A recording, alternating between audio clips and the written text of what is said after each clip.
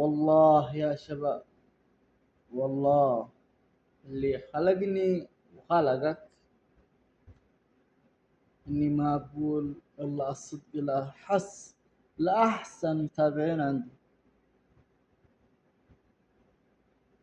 إني جلسنا في اليمن بدون شغل، تكلموا عنك إنك صاروخ. إني رحت المدرسة، رحنا درسنا لا علم ولا أستاذ ولا شيء. رحنا المدرسة درسنا ساعة نص ساعة وراح الأستاذ.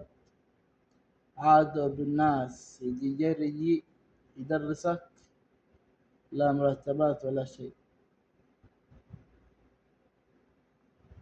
فلت الدراسة وأنا صرت تازع، وفي ناس لا تقري ولا تكتب. طيب يا أخي، اللي عندهم فلوس،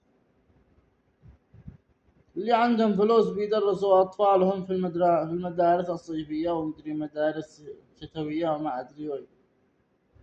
درس أولادك في الشهر 500,000 300,000. تحصل أبوه في السعودية ولا في أي بلاد في أمريكا، تحصل عياله بأحسن مدارس في اليمن وبيدرسوا. بس احنا فقراء ما عندنا شيء. أنا اشتغلت ما حصلت شغل. الأستاذ في اليمن مجان.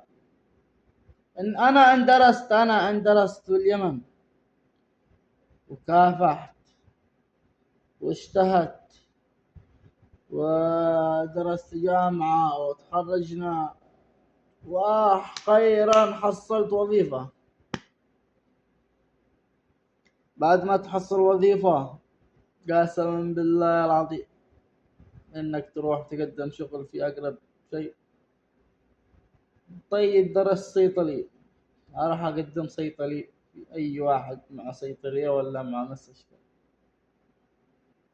أبي شغال، قال لك تفضل بنشوف لك يا غالي.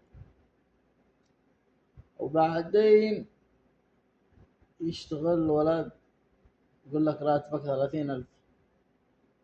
كم؟ 40,000. يقول لك كم راتبك؟ صدق في ناس يجيبوا 50. دكتور راتبه 50,000 مني.